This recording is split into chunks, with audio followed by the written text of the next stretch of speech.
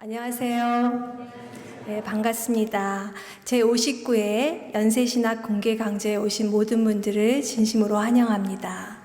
아까 부원장님께서 말씀하신 것처럼 연세신학 공개강좌는 1957년 신과대 학장이셨던 김하태 학장님의 주도하에 시작되었으며 지금까지 총 58회에 걸쳐 개최되었습니다. 1973년 신학 공개 강좌에서 현재의 연세신학 공개 강좌로 명칭을 바꾸어서 지금까지 한국 기독교 역사와 학문 공동체의 중요한 역할을 담당해 왔습니다. 총 58회의 연세신학 공개 강좌가 개최되는 동안 174명의 강사분들이 귀한 강연을 해주셨고, 여기에는 신학적 인물과 사상, 성서적 이슈, 역사적 과정 속에서 제기되는 한국 사회의 문제들, 그리고 실천적 현장에서 도출되는 한국교회의 당면 과제 등 다양한 주제들이 발표되었습니다. 연세신학 공개 강좌는 이 같은 다양한 이슈와 문제를 제기하고 함께 모여 토의하는 담론의 장을 마련함으로써 대표적인 학문 공동체로서의 역할을 담당해 왔습니다. 제59회 연세신학 공개 강좌를 통해 우리는 최근의 초연결 시대를 맞이하여 경험하고 있는 불확실성에 대한 연구를 토대로 인간의 미래에 대한 다각적인 논의를 진행하려고 합니다. 초연결 시대는 사람과 사람, 사람과 사물, 사물과 사물 등 1대1 혹은 1대 다수 혹은 다수대 다수로 긴밀히 연결되는 사회입니다. 인류가 발전시킨 기술 문명은 인간에게 편리함과 가능성을 제공하기도 하지만 동시에 연결됨으로써 일어나는 사이버 안보의 문제, 긴밀한 연결이 가져오는 피로감, 챗GPT와 관련된 윤리적 이슈 등 다양한 문제들이 함께 공존하기도 합니다. 본학술대회는 초연결 시대의 도래와 함께 인간의 역할 및 종교의 책임에 대해서도 살펴보려고 합니다. 이를 위해서 연세대학교의 인공지능학과의 조성배 교수님과 연합신학대학원의 김정형 교수님께서 귀한 발표를 해주시겠습니다. 조성배 교수님은 인공지능대학원 지원사업단의 단장이시며 현재 언더우드 특훈 교수이십니다. 최근 AI 생태계 구현과 이를 통한 AI G3 강국 도약을 위한 과학기술정보통신부의 R&D 분과장에 선임되셨고, 하이브리드 딥러닝, 뉴로 심볼릭 결합 인공지능 등 사실은 저도 이게 뭔지 잘 모릅니다. 이런 다양한 연구 분야에서 탁월한 업적을 올리신 분이십니다. 또한 김정현 교수님은 연세대학교 연합신학대학원의 종교철학 주임이시며 지금 현재 신과대학 부학장으로 재직 중에 계십니다. 국제과학종교학회에서 실시한 논문대회에서 대상을 수상하셨고, 종교와 과학 분야의 한국연구재단의 과제를 다수 수주하셨습니다. 이 같은 탁월한 두 교수님께서 연세신학 공개 강좌에 참여해 주셔서 깊은 감사를 드립니다. 이번 연세신학 공개 강좌는 코로나로 인해 중단되었던 강좌가 6년 만에 다시 열리는 아주 의미 있는 모임입니다. 이번 공개 강좌를 통해서 참여하시는 모든 분들이 시대적 도전과 함께 학문적 탐색이 이루어지는 귀한 담론의 장을 경험하시기를 기대합니다. 더 나아가서 이와 같은 자리를 통해 변화하는 사회 속에서 기독교의 역할과 책임에 대해 고민하고 기독교의 공적 역할에 대해서도 심도 깊은 논의가 이루어지기를 진심으로 바랍니다. 감사합니다.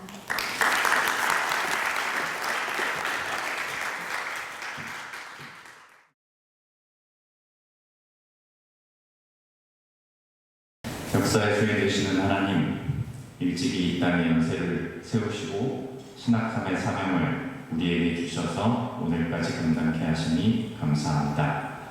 무엇보다 코로나 시기 잠시 중단되었던 연세신학 공개 강좌를 오늘 재개하게 하심에 감사드립니다.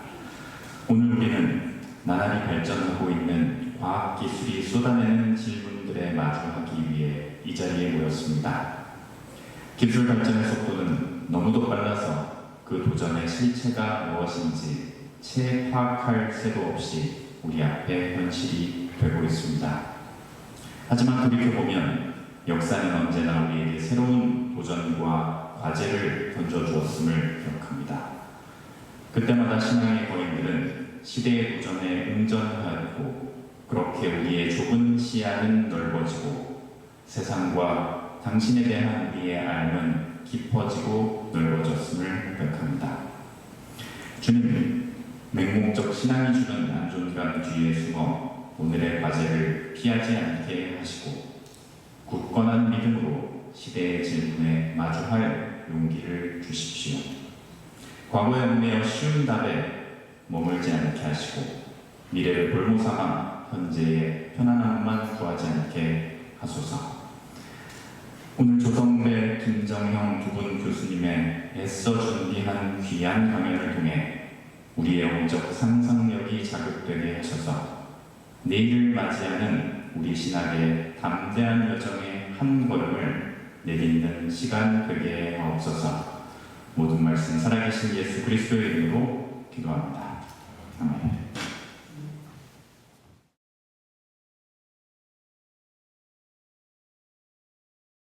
네, 뭐 이렇게 귀한 자리에 초청해 주셔서 너무나 감사하고요. 이렇게 유구한 역사를 갖고 있는 모임이기도 하고 또 뭐 코로나 때문에 멈춰졌던 것들이 대부분 회복이 됐는데요. 여기 조금 더 안전하게 하시는 것 같습니다. 예, 다시 재개하는 또 강좌에 제가 생각하는 말을 이렇게 나눌 수 있는 기회가 돼서 아주 감사하게 생각을 합니다. 한 40분 정도 저한테 주어져 있는데요. 이 40분 안에 실체를 조금 전달해 드리려고 왔습니다.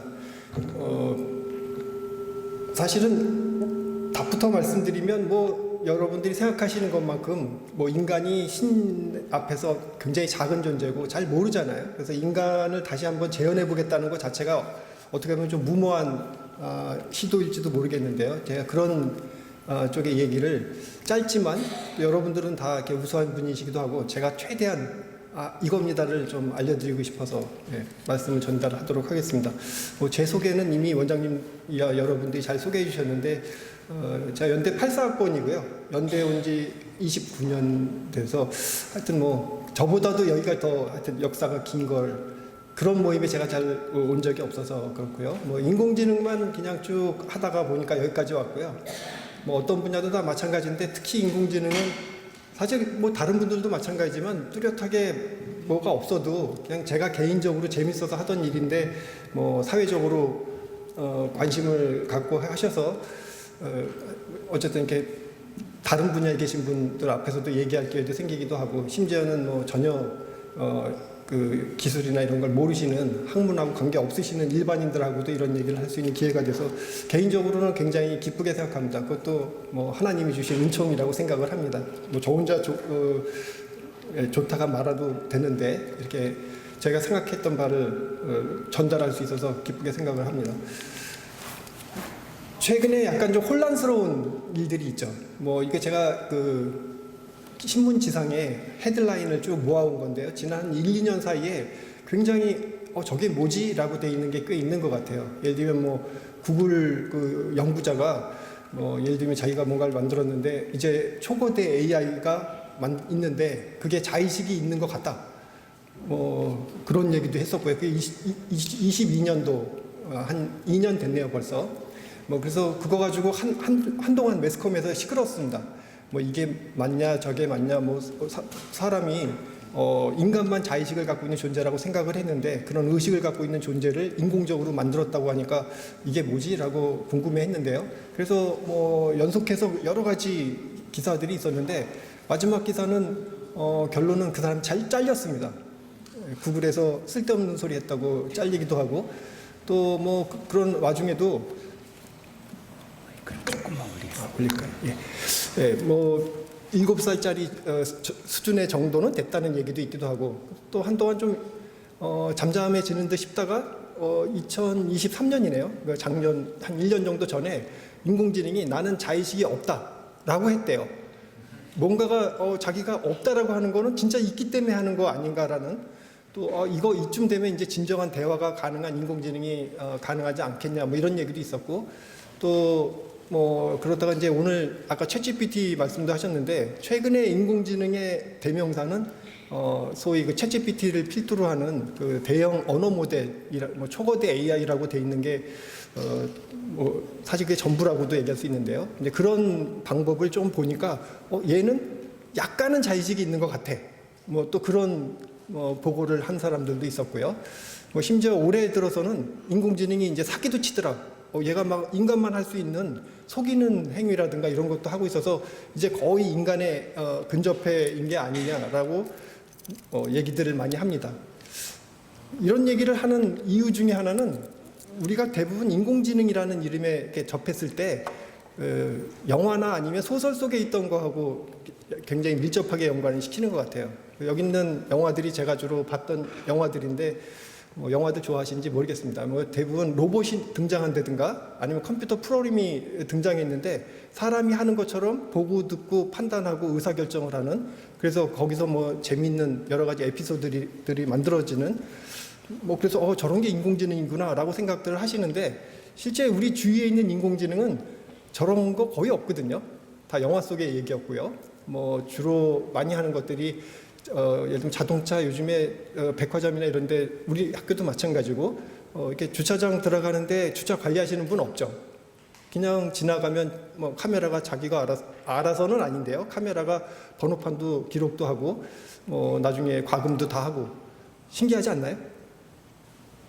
네, 별로 안 신기한데 처음엔 신기했습니다. 저게 제 기억으로는 90년대 초반, 중반 요때쯤 이제 시작된 거고 그 전까지만 해도 아마 여기 대학원생까지는 그런 세상이 있었나 싶을 텐데요. 다 사람이 했어요.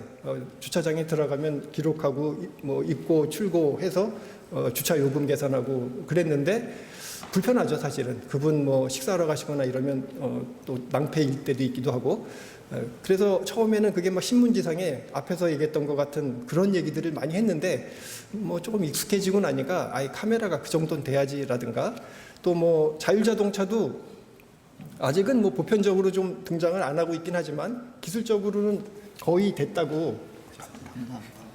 네, 저도 이게 편한 것 같습니다. 이게 노래하는 사람은 아닌데 앞에 딱 고정이 되면 조금 뭐가 불안하더라고요. 네, 그래서 뭐 이런저런 것들이 뭐 보면 대단치 않죠. 무슨 인공지능 스피커라든가 아니면 뭐 로봇 청소기도 대단한 줄 알았는데 사실은 그렇게 마음에 들지 않잖아요. 그냥 조금 귀찮긴 하지만 주말에 그냥 내가 하지. 그러면 좀 더 깨끗한데. 뭐, 그러다가 최근에 이런 것도 나왔더라고요. 네, 안녕하십니까. 저는 AI 변상욱 앵커입니다. 지난 2년간 뉴스가 있는 저녁에서 변상욱 앵커의 방송 영상 가운데 일부 시간을 학습해 만들어졌습니다. 아직은 진짜 앵커보다 여러모로 비슷하지만 좀 더 학습. 이 정도 되면 그래도 꼭 뭐 같지 않나요? 사실 지금 말씀하신 분이 인공지능이고요. 우측에 있는 여자분이 사람인데 조금 들어보시면 사람이 인공지능 같고 인공지능이 사람 같고 막 그럽니다. 오히려 그 인공지능이라고 돼 있던 거가 훨씬 더 사람처럼 그래서 영화 속에서 봤던 걸 막 떠올려 보면 이 정도 나를 속일 정도면 저거 진짜 대단한 거 아니야? 라고 이제 사람들이 생각하시는 것 같아요. 대단한 기술인 건 분명한데요. 이게 여러분이 생각하는 거하고는 좀 다릅니다. 나쁘게 말하면 사기친 거고요. 좋게 얘기하면 그 얼굴 합성하고 뭐 입 모양이나 그걸 소리하고 이게 그 같이 잘 맞춰서 그 싱크를 맞춘다 그러죠. 뭐 그런 거를 굉장히 잘해놓은 그런 IT 기술인데 그걸 이렇게 사람이 하는 행위로 이렇게 모델링해서 보여주니까 이게 대단하다고 생각하고 우리가 또 상상하던 그거하고 연동해서 여러 가지 일들이 있는 것 같습니다. 사실 그래서 인공지능 하면 굉장히 극명하게 의견이 갈리는 것 같아요. 어떤 사람들은 저거 사실은 그냥 팔아먹으려고 하는 거지 실체는 별거 없어 라고 과도하게 이렇게 폄훼하시는 분도 계시고요. 또 어떤 분들은 저것만 있으면 우리가 인류가 갖고 있는 여러 가지 어려움을 다 한 방에 해결해 줄 수 있어 라고 또 하시는 분도 있고 뭐 어떤 기술이 나와도 저런 식의 찬반 양론은 있을 수밖에 없는데 인공지능은 저게 굉장히 극명한 것 같습니다. 그래서 왜 그런가 보면 이게 신학이나 뭐 인문학하고는 달리 역사가 한 60, 70년뿐이 안 됐거든요. 역사는 짧은데 엄청나게 빠른 속도로 이것저것 시도하면서 또 나름대로 발전을 이루다 보니까 뭐가 체계가 없습니다. 이게 체계를 갖고 처음부터 했으면 이렇게 혼란스럽진 않았을 것 같기도 하고요. 그 다음에 이름이 주는 그게 뉘앙스가 좀 대단하죠. 우리가 뭐 지능 이렇게 얘기했을 때 의식이라든가 뭐 자아라든가 막 이런 거를 떠올리게 될 수밖에 없는 그런 상황에서 뭔가 나오면 거기에 대해서 내가 감정이입을 해서 이런저런 해석을 하게 되는 그래서 이런 찬반이 갈리지 않나 싶고요. 그러다가 최근에는 뭐 챗GPT가 거의 인공지능의 대명사처럼 거의 뭐 호환해서 사용되는 그런 말이 됐는데 뭐 사실은 얼마 오래 안 됐습니다. 이게 거의 매일 뭐 연일 계속 샘 올트만이든 뭐 일론 머스크든 이런 사람들이 얘기하고 이러니까 이게 굉장한 오래전부터 우리가 얘기하던 담론으로 들리는데 사실은 2022년 11월 말일 그러니까 불과 뭐 1년 반 정도밖에 안 지났는데 근데 놀라운 점은 굉장히 빠른 속도로 보급이 됐어요. 보급이라는 게 우리가 뭐 하다못해 조그만 전자제품 하나가 나와도 사용하려면 뭐 일단 시간도 좀 걸리고 그게 또 널리 퍼지는데 일정 시간이 필요한데 이거는 나오자마자 한 5일 만에 100만 뭐 그리고 단 2달 만에 1억 명이 한 달 사용하는 여태까지 최근에 나온 새로운 뭐 스레드라는 SNS는 이거보다 더 빨리 보급되기도 했지만 어쨌든 그 이전까지는 유사일에 이렇게 빨리 보급된 그런 기술이나 서비스가 없었습니다. 이게 왜 이렇게 널리 사람들한테 퍼지나 생각해보면 사실 이유는 간단합니다. 두 가지뿐이 없어요. 하나는 공짜고요. 엄청 쉽습니다. 뭐 아까 전자제품 얘기했지만 하다못해 뭐 와이어리스, 블루투스 이어폰 같은 거 하나 사도 일단은 매뉴얼을 조금 봐야 되잖아요. 근데 이거는 전혀 그럴 필요가 없습니다. 그냥 우리가 늘 많이 사용하는 말 가지고 커뮤니케이션 하듯이 그냥 하면 되고요. 그 다음에 뭐 쓰기만 편한 게 아니고 성능이 엄청 좋습니다. 뭐 아무리 쓰기 좋아도 성능이 별 볼 게 없으면 많은 사람들이 안 쓸 텐데 이렇게 말하고 관계해서 할 수 있는 일들 뭐 예를 들면 문장 긴 거를 요약을 한다든가 번역하고 뭐 심지어는 보고서 작성 이런 거 어렵잖아요. 근데 보고서 작성 그 다음에 뭐 강론 같은 거 주말마다 이렇게 주일마다 만드시려면 아마 목사님들도 굉장히 힘드실 것 같은데 그런 것도 순식간에 만들어낼 수도 있고 그 다음에 여러 가지 다양한 컨텐츠들을 생성이라고 얘기해요. 창조하는 것처럼 하는 그런 일들을 굉장히 잘합니다. 그래서 이게 굉장히 많이 쓰이는데 혹시 아직도 안 사용해 보신 분이 있으신가요? 그러니까 굉장히 아주 신기한 사람입니다. 이게 전 국민 작년에 4월인가 5월쯤에 그 전 국민을 대상으로 챗GPT 사용한 그 퍼센티지가 젊은 사람은 거의 90%, 전 국민 다 해서 한 50% 넘었다고 합니다. 그러니까 누구든지 그러니까 그 정도 쉬워요. 그래서 아마 바빠서 사용을 못 해보셨으리라고 생각을 하고요. 짧게 제가 사용법을 그냥 익혀드리면 그냥 네이버나 아니면 구글 검색 엔진 쓰는 거하고 거의 같아요.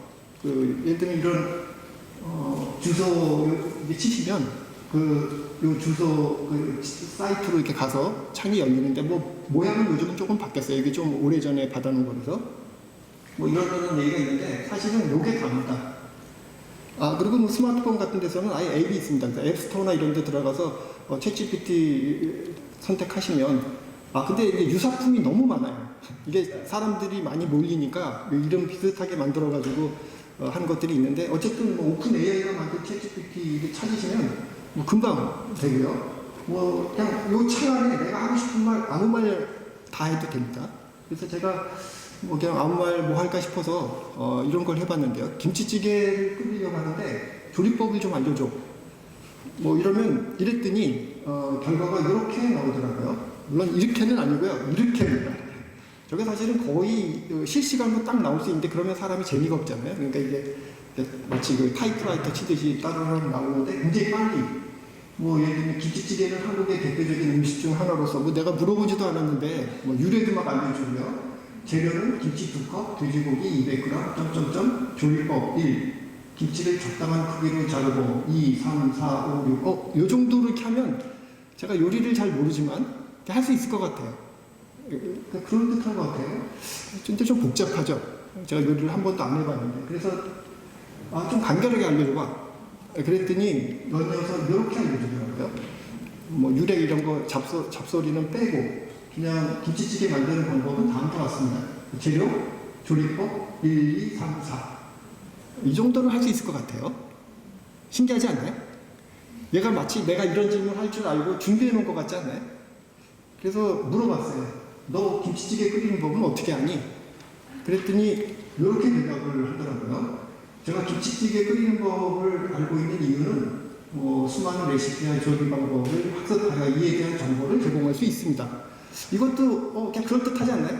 마치 아까 우리가 영화에서 봤던 그 아이언맨의 자비스처럼 내가 궁금한 걸 물어보니까 그거에 대해서 뭐 쓸데없는 소리 안 하고 거기에 대해서 안 맞는 대답을 해주는 게 꽤 그럴듯합니다. 그래서 저렇게 하는 게 지금 제가 너무 단순하게 해서 진짜 매력을 잘 모르시는데 최근에 나온 버전은 50만 자를 넣어도 됩니다. 지금 뭐 10자, 20자 이렇게 넣는데 뭐 똑같은 원리로 작동하는데 50만 자. 50만 자면 보통 논문 몇 편 아니면 보고서 몇 개 막 집어넣어도 되잖아요. 우리가 논문 한 편 쓰면 대부분 5만에서 한 7만 정도밖에 안 되니까 논문을 몇 편을 집어넣고 이거에 맞는 어떤 질문을 한다든가 또는 뭐 그걸 요약해 달라고 한다든가 그럼 합니다. 꽤 그럴듯하게. 궁금하시죠? 이거 도대체 어떻게 했지? 인공지능 하는 사람들이 무슨 천재인가? 그래서 제가 5분 안에 5분이 조금 힘들면 10분 안에 이 원리를 그대로 가감 없이 요게 다예요. 사실은 제가 처음에 이거 보고는 약간 허탈했어요. 이 문제가 엄청 어려운 문제로 알고 있었거든요. 그래서 상당히 오랫동안 고민하고 이런저런 별짓을 다 해봤는데 잘 안 됐어요. 그랬는데 얘네들이 이렇게 간단한 방법으로 이게 된다고? 뭐 그런 생각이 좀 들었습니다. 일단 챗GPT가 뭔가는 이름에서 많은 걸 얘기하는데요. 이 챗이라는 게 뭐 이렇게 채팅 한다는 거고 만든 방법이 조금 특이한데요. GPT라는 걸 가지고 만들었대요. 이게 약자입니다. 그래서 조금 헷갈리는데 뭐 Generative Pre-trained Transformer 이거 사실은 인공지능 한 사람들도 잘 몰랐어요. 지금은 이제 뭐 이거 모르는 사람은 사입입니다. 이게 AI 한다는 사람들은 다 알아요. 근데 저게 나온 지가 얼마 안 됐어요. 2017년에 나왔거든요. 그 전에는 없던 거고 그냥 뭐 신경망이라는 걸 이렇게 발전시키다가 이렇게 만들어 놓은 건데 그게 기반이 되는 방법입니다. 얘가 하는 일이 뭐 대형 언어 모델인데 결국 그러니까 챗GPT가 어떻게 작동하는지를 이해하시려면 언어 모델이 뭔지를 조금 아셔야 됩니다. 그리고 오픈 AI는 이제 듣보잡 아니죠. 굉장히 유명한 뭐 구글이나 마이크로소프트 같은 회사가 이제 됐죠. 근데 사실 이 회사는 2015년에 얼마 안 됐습니다. 그리고 돈 벌려고 만든 회사도 아니고요. 그냥 인공지능 분야에 워낙 인공지능이 파급 효과가 큰 기술이니까 이렇게 나쁜 의도를 갖고 있는 사람이 만들어서 나쁘게 쓰면 곤란하다. 우리가 빨리 만들어서 다 공개하자. 아주 좋은 뜻으로 만들었는데 지금은 이제 공개는 잘 안 하고 있는데요. 그래서 언어 모델에 대해서 조금 아셔야 될 것 같은데 일단 우리가 그럼 문장을 보고요. 무궁화 꽃이까지 보면 그 다음에 뭐가 나오면 좋을까요? 피었습니다. 어떻게 하셨어요? 제가 가르쳐 드리지도 않았는데 뭐 그런 거 맞추는 걸 언어 모델이라 그럽니다. 이게 어떻게 하면 그 문장의 빈칸에 어떤 단어를 집어넣었을 때 가장 자연스러운 문장이 될까? 그걸 어떻게 알죠? 여러분은 어떻게 하셨어요? 최근에 많이 들었으니까 라든가 그게 어쨌든 무궁화 꽃이 피었습니다는 가장 자연스러워 보이잖아요. 그걸 컴퓨터 하는 사람들은 옛날부터 이렇게 만들었어요. 그냥 문장을 많이 모아요. 문장 어디 있냐면 소설책에도 있고 인터넷에도 있고 뭐 잡지에도 있고 많잖아요. 그런 걸 다 모아서 단어가 무궁화 꽃이 다음에 나온 단어들을 다 골라요. 그래놓고 그게 몇 번 나왔나를 계산을 합니다. 그래서 이렇게 확률 형식으로 정리가 되면 나중에 우리가 뭔가 빈칸을 채워야 될 때 무궁화 꽃이 다음에 피었습니다가 제일 많이 나오네. 이렇게 했어요. 별거 아닌 것처럼 보이시는데 이렇게 했어요. 그냥 뭐 별다른 방법이 없으니까 이거를 무슨 말뭉치 뭐 이래서 컴퓨터를 이용해서 뭐 문장이라든가 언어를 처리하려는 사람들은 모두 다 이런 식으로 했는데 이거의 관건은 결국 정확한 데이터가 많으면 많을수록 예측성이 높아진다. 예를 들면 뭐 우리가 요 테이블을 만들 때 사용했던 문장이나 이런 게 애들이 사용하는 말만 썼다든가 뭐 비속어만 쓰는 걸 모으면 일반적인 게 안 나오겠죠. 그래서 어떻게 하면 그 시대에 가장 보편적인 사람들이 사용하는 그런 문장을 최대한 많이 모을까. 그래서 한동안은 이런 연구하시는 분들은 연구비 뭐 50억 받고 100억 받으면 거의 다 인건비예요. 대학원생들 쭉 풀어가지고 문장 키인하고, 요즘 이제 키인도 안 하지만 키인하고 정리하고 뭐 이런 일들을 주로 해왔습니다. 근데 이게 하여튼 한계가 좀 보여서요. 언제부턴가 신경망이라는 걸 좀 써보려고 하는데, 신경망은 우리 머릿속에 있는 그 세포의 그 연결 구조를 신경망이라고 그런다 그러죠. 근데 아직도 뭐 신의 섭리가 굉장히 오묘해서 모릅니다. 신경생물학자든 뭐 의사들이든 뭐 인지과학자든 대충 밝혀진 건 있지만 여전히 그게 어떤 메커니즘으로 그렇게 되는지는 잘 모르는데, 그걸 굉장히 단순하면 결국 단순한 계산을 하는 여기서 우리가 노드라고 뉴런, 세포라고 안 하고 뉴런 노드라고 하는데요. 노드들을 잠깐 놓아놓고 그걸 서로 이렇게 연결을 막 해놓으면 연결한 거에 뭔가 가중치를 매겨줄 수가 있죠. 그거를 신경망 분야에서는 파라미터라고 합니다. 마치 그 방정식의 미지수처럼 그런 것들을 쭉 놓고 결국 하고 싶은 일은 우리가 문장을 많이 모아놓은 다음에 누군가 꼬치를 여기다 집어넣으면 피었습니다가 가장 큰 값이 나오도록 그 파라미터를 수정해 줄 수 있으면, 그럼 나중에 새로운 문장들이 쭉 나왔을 때 단어 넣고 나오는 답이 빈칸의 답이 되겠죠? 그렇게 했어요. 그렇게 하면 좋은 점은 뭐냐면, 아까 확률 그 표로 만들 때는 정확한 값이 계산이 되는 데 비해서 이거는 아주 정확하진 않은데, 정확하지 않기 때문에 오히려 약간 좀 융통성이 생기는 뭐 그런 게 됐고요. 그러다가 이제 그래, 그러면 파라미터라는 걸 많이 넣으면 많이 넣을수록 조금 더 다양한 조건에서 빈칸을 채우는 그런 관계를 만들 가능성이 높아지겠죠. 그래서 신경망 하는 사람들이 파라미터를 많이 넣을 수 있는 신경망을 막 만들었는데, 그 중에 하나가 트랜스포머입니다. 변환기. 뭐 복잡하게, 실제로는 조금 복잡합니다. 이렇게 생겼거든요. 뭐 좀 복잡하게 박스가 막 연결이 돼 있는 것처럼 보이지만, 그냥 단순화하면 여기다 입력 단어 집어넣으면 단어를 변환해서 아웃풋 단어로 변환하는, 그걸 어떻게 하냐면 파라미터들을 이게 다 곱하고 더하고 뭐 이런 식으로. 근데 트랜스포머의 장점은 이걸 엄청나게 많이 쌓을 수, 이걸 층이라고 얘기하는데요. 층을 이렇게 여러 개를 쌓을 수도 있고, 그 다음에 그 안에 파라미터를 엄청나게 많이 넣을 수도 있다. 그게 장점, 그게 답니다, 사실은. 그래서 실제로 챗GPT 만든 사람들이 어떻게 했냐면요. 엄청나게 많은 문장에 대해서 그 파라미터 수를 1755개를 넣었어요. 별로 안 놀라시네요. 신의 수에 비하면 별거 없는데, 신경망 하는 사람들이 볼 때는 허걱입니다. 왜냐면 제가 뭐 30년 동안 뭐 산업체에서 과제도 하고 프로젝트도 하고 이럴 때 신경망을 많이 써왔는데, 그때 제가 썼던 신경망은 저 파라미터 수가 많아야 한 10,000개? 적으면 한 수십 개밖에 안 되는 것도 있었어요. 그거하고도 제가 5천만 원 받고 과제하고 막 이랬는데, 이 사람들은 여기다가 1750억 개를 넣었어요. 근데 뭐 미지수가 많아지면 미지수를 채울 수 있는 샘플의 수가 많아야 되죠. 그래서 이 사람들은 뭐 책, 웹페이지, 논문, 처음에는 2021년도까지인데 지금은 그것도 계속 확장하고 있고요. 그거를 다 모아서 45테라바이트라고 모았다 그래요. 45테라바이트가 얼마나 큰 거냐면요. 그 미국 그 워싱턴 DC에 가보면 의회 도서관이 있는데, 거기에 있는 모든 문서들의 그 내용을 디지털로 만들었을 때 4.5배 더 큰. 그러니까 뭐 사실 테라바이트 요즘에 외장하드나 이런 거 사면 뭐 쌉니다. 한 3만 원만 주면 뭐 1테라바이트 그냥 사는데, 그거 영화 한 몇 편 넣으면 거의 꽉 차요. 근데 영화는 굉장히 사이즈가 큰데 문장은 그렇게 크지가 않거든요. 이렇게 많은 문장을 가지고 결국 어떻게 한 거냐면, 그 문장에 단어도 있고 그 다음에 뭐 나올까가 나오도록 이 파라미터를 열심히 튜닝을 했어요. 그거를 사전학습이라고 그럽니다. 이거 사실 시간 엄청 걸리거든요. 좋은 컴퓨터 가지고 1년 6개월 동안 돌린 겁니다. 뭐 전기료도 엄청나게 쓰고.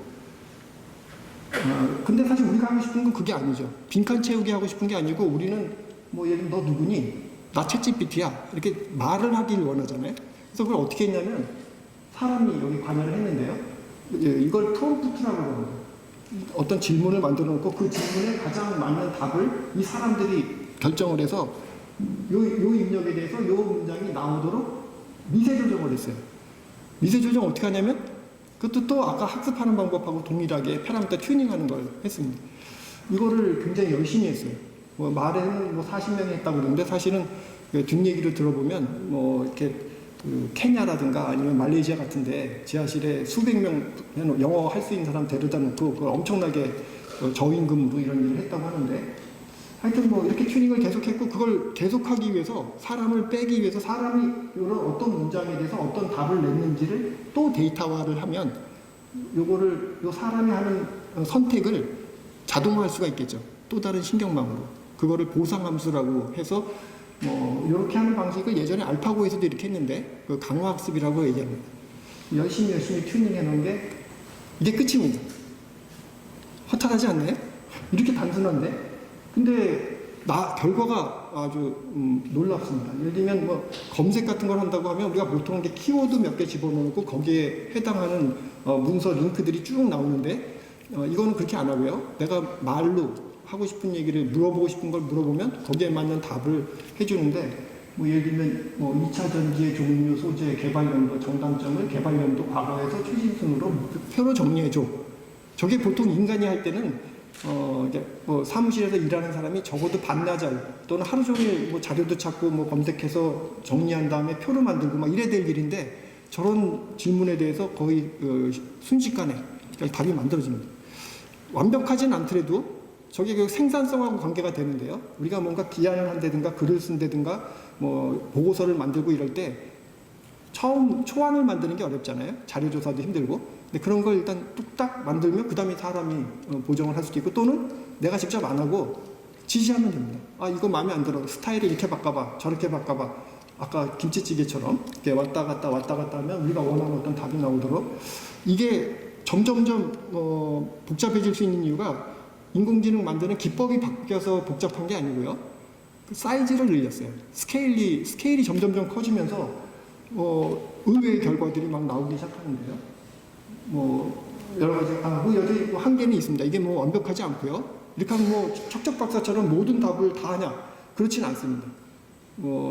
얘가 그 방법론상 꼭 정답이 안 나오고요. 헛소리를 하기도 합니다. 헛소리를 헐루시네이션이라고 판가드라고 얘기를 하는데 이건 이 방법의 문제고요. 아마 영원히 완벽하게는 못 고칠 것 같고 또 비용도 엄청나게 들고 환경적으로도 뭐 여러 가지 문제가 있고 뭐 그렇지만 이제 우리처럼 하는 사람들은 계속 만듭니다. 그래서 사실 이미 작년 3월에 GPT-4 챗GPT는 원래 GPT 3.5라는 걸 가지고 만들었는데요. GPT-4라는 걸 만들면서 더 놀라운 결과, 뭐 좀 더 창의적인 문장이나 답이 나온다든가, 뭐 작곡을 하라든가 스타일을 바꾸라든가 뭐 그런 거에 대해서도 굉장히 잘하고 또 맥락이 길어져서 뭐 25,000이라고 그러는데 요즘 나온 건 하여튼 50만 자입니다. 100만 버퍼사 영어로는 100만 이제 한글로 바꾸면 한글은 영어 2개를 모아서 한 단어가 되는 식으로 그 컴퓨터에서 코딩을 하기 때문에 50만 자도 입력할 수 있는데 놀라운 건 이렇게 이걸 맥락이라고 우린 얘기하는데요. 맥락을 길게 가져가면 의도하지 않았던 그 고차원적인 어떤 추론 기능 같은 거. 예를 들면 뭐 이런저런 세 사람의 일정에 대해서 이렇게 저렇게 얘기하고 이 세 사람이 만나서 회의하기에 가장 좋은 일정을 잡아줘. 그러면 합니다. 예를 들면 A라는 뭐 김 과장은 뭐 월요일 날부터 수요일까지 바쁘고 목요일 날 저녁에 뭐 몇 시부터 몇 시까지 이런 식의 걸 따져서 우리가 인간이 하는 것 같은 일을 얘가 답을 내주기도 하고 또 영상에 대한 답도 하고 최근의 추세는 말만 가지고 하는 게 아니고 똑같은 원리로 하는데 영상을 그런 식으로 어소시에이션을 잘 시켜놓으면 영상에 대해선 질문을 한다든가 또는 영상을 집어넣고 또 다른 영상을 바뀐다든가 또는 문장을 집어넣고 영상이 나오는 이런 것도 가능합니다. 네. 그래서 제가 너무 챗GPT 관심 있으실 것 같아서 자세하게 하는 바람에 시간을 많이 잡아먹었지만 근데 이게 답니다. 왜 이걸 제가 조금 꼼꼼하게 얘기하냐면 인공지능 만드는 모든 방법이 이렇게 사기치는 일이거든요. 뭐 이렇게 의식이라든가 생각이라든가 뭐 시각적인 어떤 이해 모릅니다. 근데 그걸 어쨌든 그런 기능을 공학적인 어떤 방법을 이용해서 흉내내서 만드는. 그래서 우리가 지금 완벽하게 하기 위해서는 뭐 두뇌를 하나 만들어야 되는데 두뇌에 대해서 뭐 이것저것 알려진 사실도 있지만 여전히 잘 모릅니다. 그래서 인공지능하는 사람들은 다 이걸 컴퓨터 기술을 잘 이용해서 적절하게 뭐 보는 기능, 듣는 기능 또는 뭐 의사 결정하는 기능 이런 것들을 이렇게 만들어 보려고 하고 있고요. 그 중에 재밌는 기술이 우리가 안 만들어주고요. 그 만들고 싶은 그 기능에 해당하는 데이터 샘플을 많이 모아주면 자동으로 되는 그걸 머신러닝, 뭐 기계학습이라고 하는 그런 기술들이 있고 그게 또 한두 개가 아니고 수백 개가 있습니다. 그 중에 하나가 뭐 신경망이라는 건데 신경망에 아까 층을 많이 쌓으면 굉장히 복잡한 일을 할 수 있다고 말씀드렸는데 층을 많이 쌓아놓은 신경망을 학습한다는 얘기는 파라미터를 자동으로 결정해주는 그 일을 하는 걸 딥러닝이라고 얘기합니다. 사실 요즘에는 그냥 사람들이 인공지능 얘기하면서 머릿속에는 다 딥러닝이 들어있긴 해요. 그리고 뭐 많은 성공적인 결과들이 다 딥러닝이기도 하고요. 그래서 실제는 뭐 컴퓨터 가지고 하는 일이니까 뻔할지 모르지만 예를 들면 이런 사진 같은 거 들어와서 이 사진 안에 뭐 있지? 사람은 이걸 딱 알잖아요. 강아지, 고양이. 근데 이걸 컴퓨터로 자동으로 하려면 어떻게 하냐면 전통적으로는 그냥 강아지의 모양, 강아지의 행동 뭐 이런 것들을 다 정리해놓고 요게 새로운 게 들어오면 어느 거에 가까운지를 맞추는 식으로 인공지능을 주로 만들었는데 뭐 금방 우리가 알고 있는 건 잘 만들지만 조금 새로운 고양이나 새로운 강아지가 들어오면 잘 못하겠죠. 그거에 비해서 아까 말씀드렸던 신경망 같은 건 그냥 이런 식의 파라미터가 데이터가 제대로 요거 들어오면 강아지, 요거 들어오면 고양이가 얘기되도록 파라미터 자동으로 튜닝해 놓은 거기 때문에 이게 일종의 강아지의 어떤 모양이랑 고양이의 모양을 분별하는 어떤 뭐 함수라고 얘기는 안 하는데요. 분별할 수 있는 어떤 기준을 파라미터로 만들 수 있다. 그러면 나중에 새로운 사진이 들어왔을 때 이 분별하는 분별자의 위에 있는지 아래에 있는지만 계산해 보면 이게 강아지인지 고양이인지 답을 할 수 있겠죠. 최근에 이런 방법이 주로 인기를 끌고 있고요. 그거의 대표적인 게 딥러닝인데 딥러닝의 대표적인 건 딱 세 가지뿐이 없습니다. 예를 들면 뭐 자율자동차 같은 거 하려면 카메라로 들어온 영상에 대해서 판단을 빨리빨리 해야 되는데 그게 컨볼루션 뉴럴 네트워크이라는 딥러닝을 사용하면 그걸 굉장히 잘하고요. 그 다음에 뭐 그런 똑같은 원리를 자동차에다가 적용하는 게 아니고 뭐 의료 영상, 뭐 요즘 병원 가면 의료 영상 굉장히 많이 찍는데 그거에 대해서도 데이터만 많으면 그럼 예를 들면 이런 데이터를 많이 모아놓고 의사 선생님이 일단 뭐 여기에 폐질환 소견이 있어 라고 레이블링이라고 하는 걸 해놓은 걸 많이 모아두고 그거를 딥러닝 신경망에 튜닝을 해두면 나중에 이렇게 새로운 사진이 이렇게 입력으로 들어왔을 때 그 신경망이 이렇게 출력을 합니다. 아마 여기가 조금 폐질환 소견이 있어. 얘가 뭐 폐질환 몰라요. 그 전에 내가 학습해놨던 데이터 안에 있는 어떤 연관성, 요거를 잘 모델링하고 있다가 파라미터로 결과를 내주는데 그게 우리가 원래 인간이 하기로 했던 의학적인 지식을 갖고 판단하는 것보다도 훨씬 더 정확하게 되더라. 뭐 그런 시나리오입니다. 두 번째 많이 쓰는 건 뭐 RNN이라고 얘기를 하는데 주로 이렇게 문장 처리하는데 잘합니다.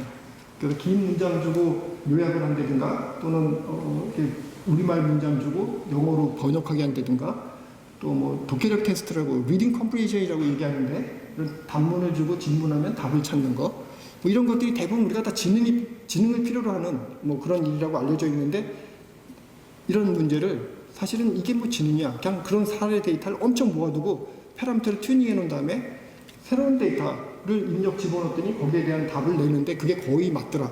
뭐 그런 방식으로 처리를 합니다.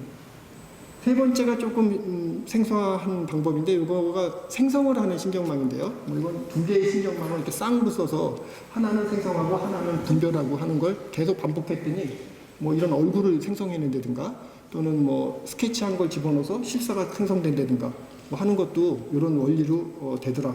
뭐 이런 것들이 됐습니다. 뭐 요즘엔 인공지능 어디다가 응용합니까? 라고 하면 이런저런 응용 사례들을 굉장히 많이 얘기하고 있는데 뭐 사실은 그냥 어떤 응용 분야가 있냐 하면 사람이 하는 일은 다 할 수 있어요가 답인 것 같아요. 근데 얼마나 잘할 수 있냐가 문제인데 잘하려면 투자를 많이 해야 되겠죠.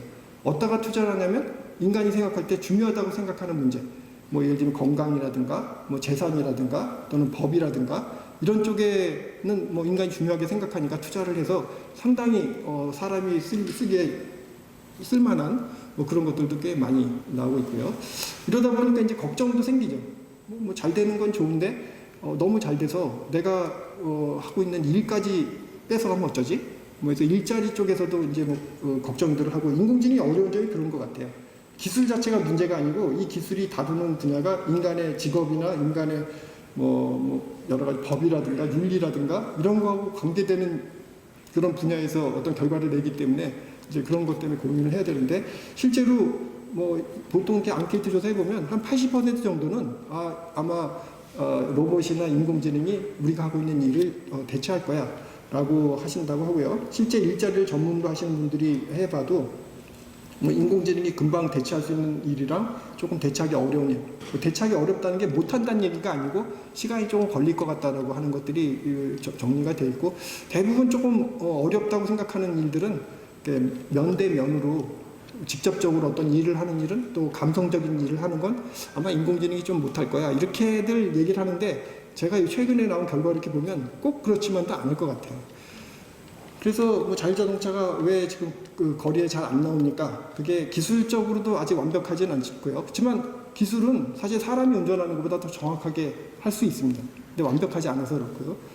근데 이제 그 기술만 잘 돼 있다고 되는 게 아니고요. 뭐 사고가 났을 때 법적인 어떤 책임 소재라든가 또는 윤리도 문제가 된다고 하는데 사실 대표적인 문제가 뭐 트롤리 프로블럼이라고 원래 이게 윤리 분야에서 많이 하는 문제인가 보더라고요. 예를 들면 자율자동차가 막 가고 있는데 앞에 갑자기 10명의 사람이 확 튀어나왔어요. 그래서 그 사람들을 안 치려면 유일한 방법은 그 우회전을 하면 되긴 되는데 그 우회전을 하면 낭떠러져요.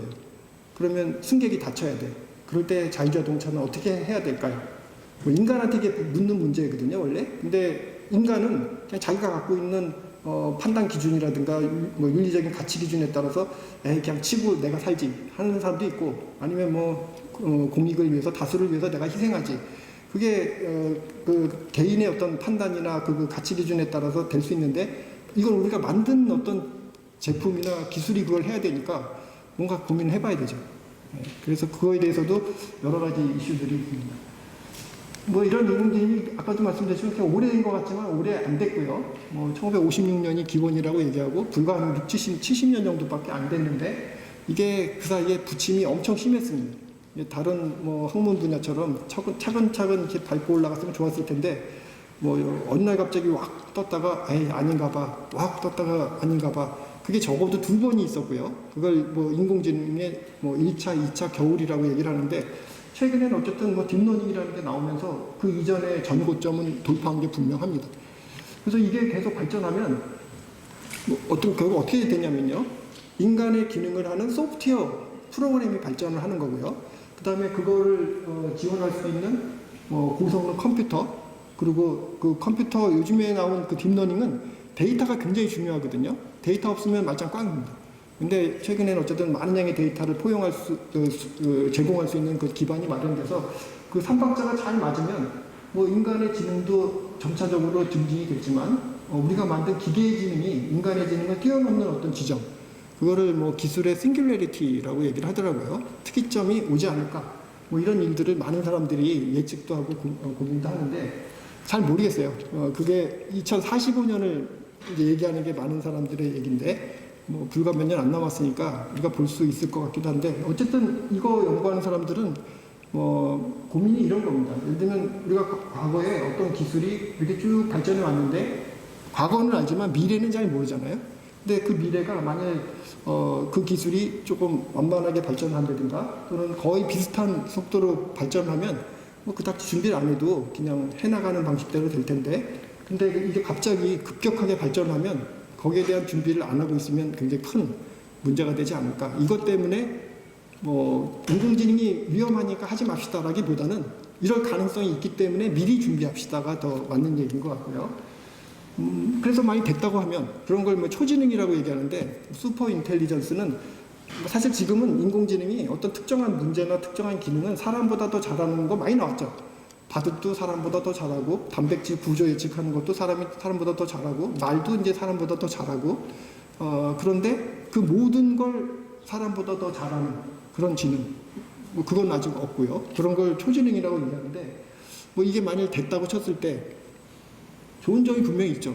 우리가 아직 지적으로 부족하기 때문에 해결하지 못하는 문제, 뭐 이게 불치병이라든가 또는 에너지 고갈 문제, 뭐 이런 거를 해결해 볼 수 있는 여지가 생기기도 하고, 그렇지만 이제 그렇게 뛰어난 지능이 우리의 컨트롤을 벗어나면 그러면 재앙이죠.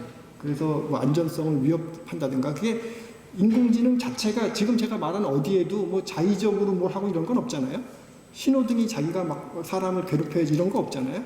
그런데 그걸 쓰는 사람이 악용을 한다든가 또는 오작동 뭐 그런 게 됐을 때 그걸 심하게 의존하고 있는 인간이 큰 폐해를 볼 수 있다는 게 일반적인 생각입니다.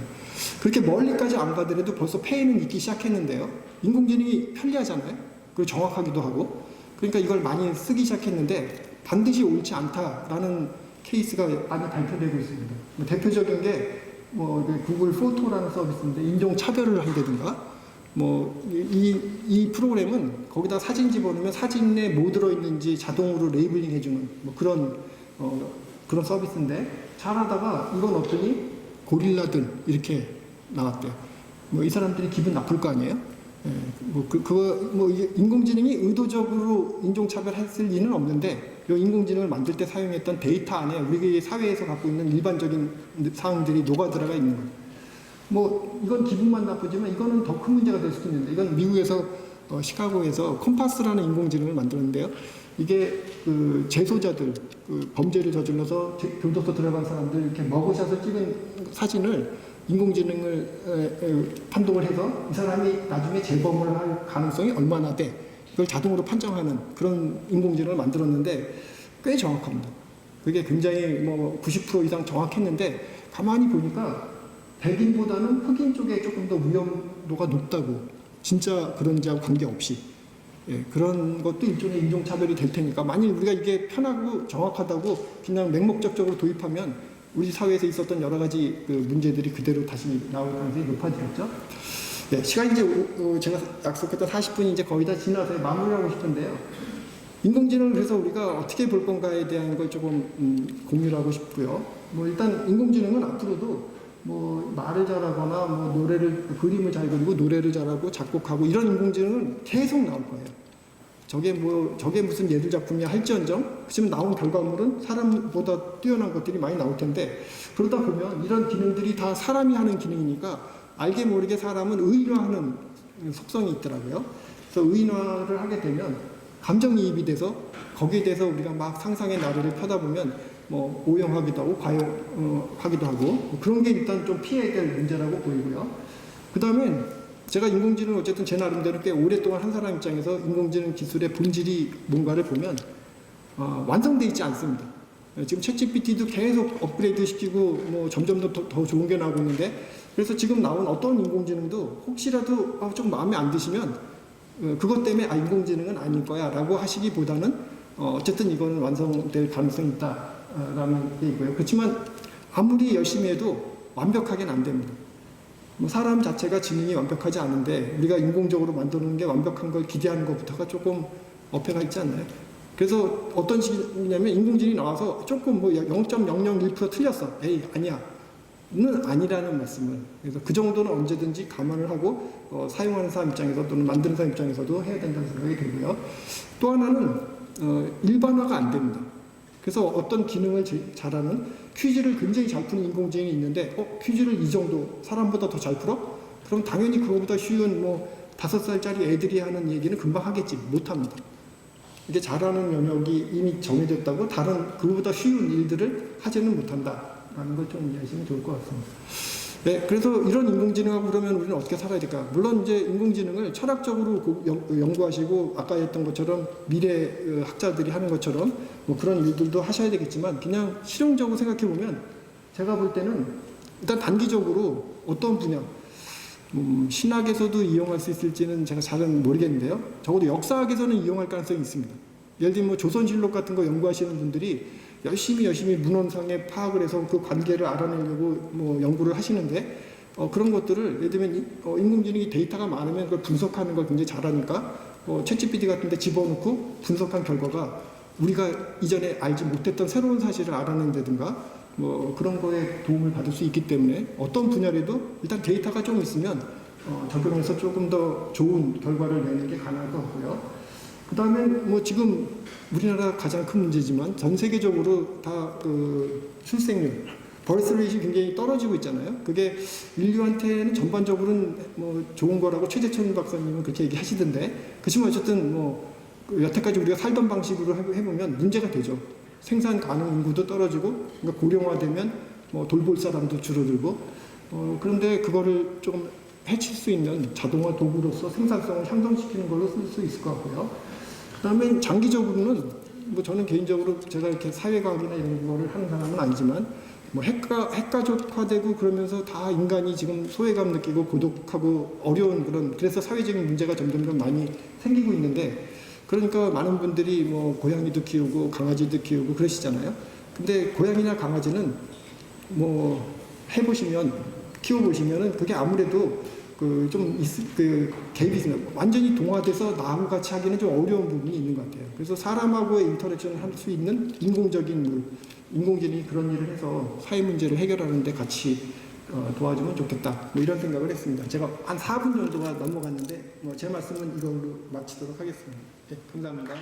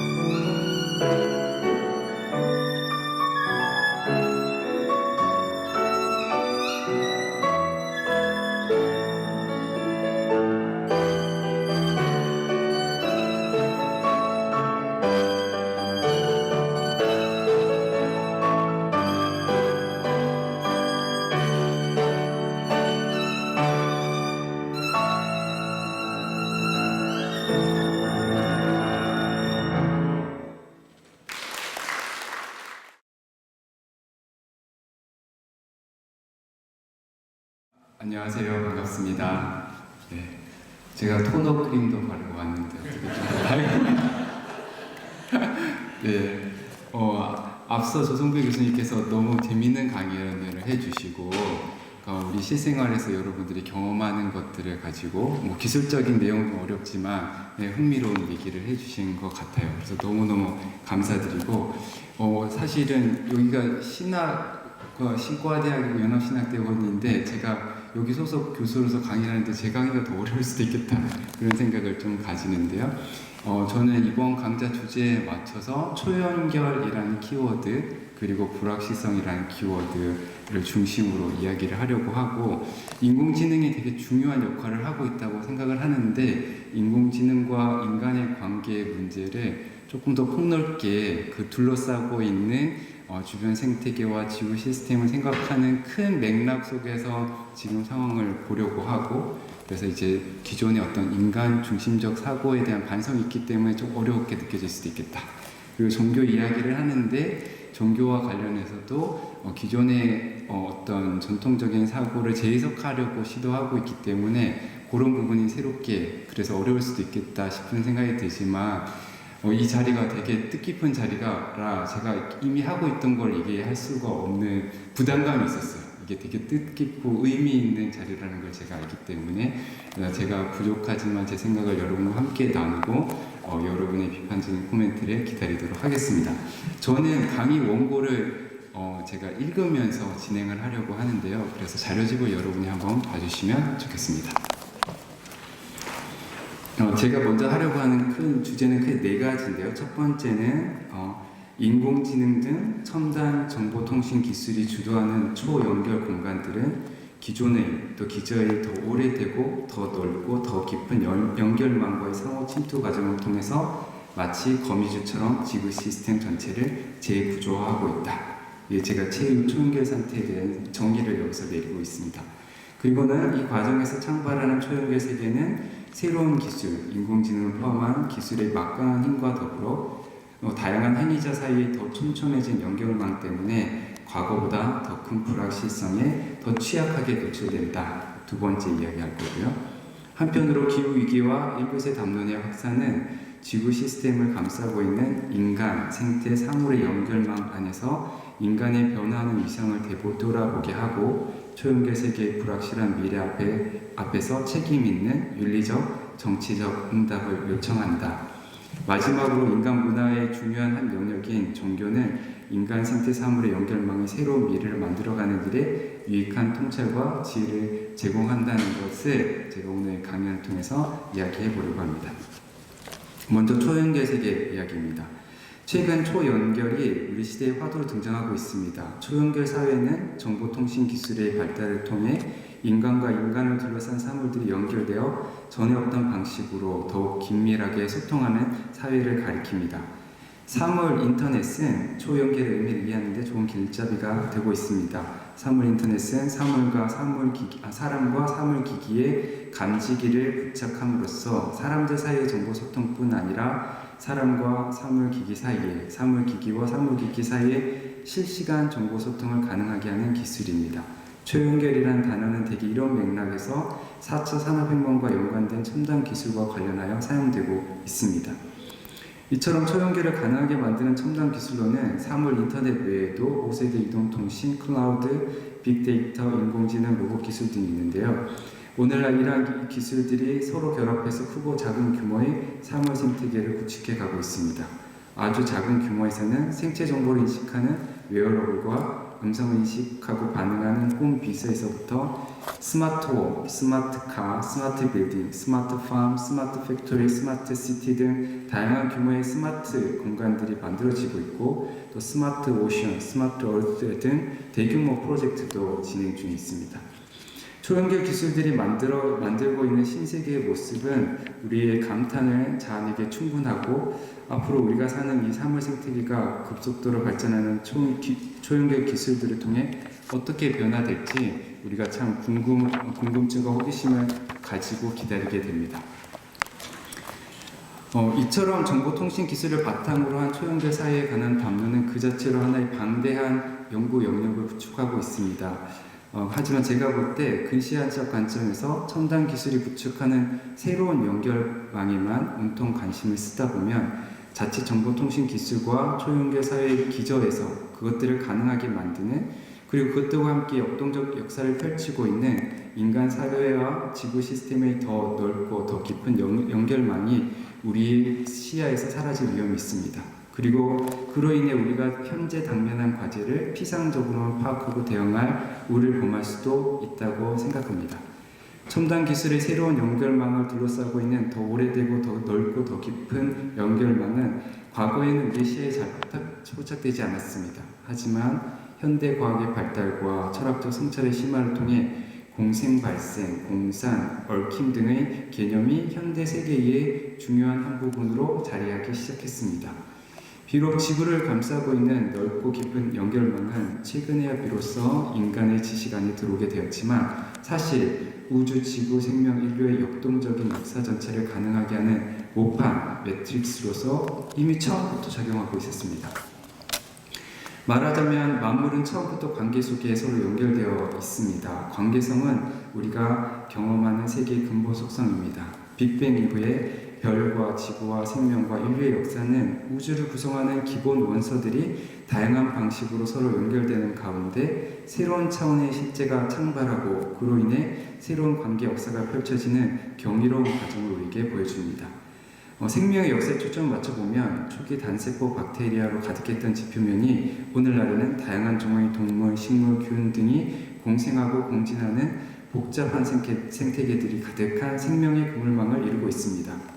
지난 38억 년 동안 지구 시스템에 출현한 다양한 행위자를 이어주는 공생, 공산의 연결망이 점점 조밀해지고 점점 복잡해진 것입니다. 물론 이 모든 과정의 배후에는 태양에서 비롯한 에너지의 유입과 그로부터 촉발된 물질의 순환, 곧 에너지와 물질의 촘촘한 연결망이 자리하고 있습니다.